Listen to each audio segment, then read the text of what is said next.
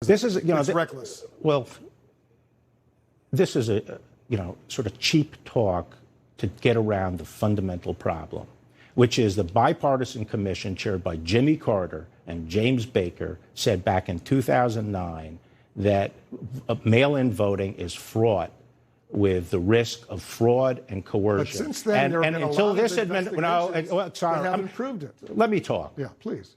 And since that time, there have been, in the newspapers, in networks, academic studies saying it is open to fraud and coercion.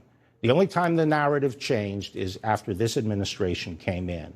But elections that have been held with mail have found substantial fraud and coercion. For example, we indicted someone in Texas, 1,700 ballots collected from people who could vote. He made them out and voted for the person he wanted to. Okay? Because that kind of thing happens with mail-in ballots, and everyone knows that. But there are individual cases. But as far as widespread fraud, we haven't seen that since. Well, we haven't had the kind of widespread use of mail-in ballots that's being proposed. We've had absentee ballots from people who request them from a specific address. Now what we're talking about is mailing them to everyone on the voter list when everyone knows those voter lists are inaccurate. People who should get them don't get them, which is what has been one of the major complaints in states that have tried this in municipal elections. And people who get them are not the right people. They're people who have replaced the previous occupant, and they can make them out. And sometimes multiple ballots come to the same address with a whole several generations of occupants. Do you think that's a way to run a vote?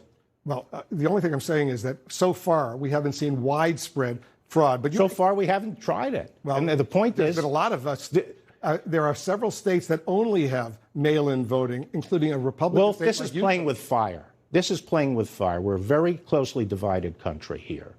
And if people have to have confidence in the results of the election and the legitimacy of the government, and people trying to change the rules to this methodology, which, as a matter of logic, is very open to fraud and coercion, is reckless and dangerous. And the people are playing with fire. Well,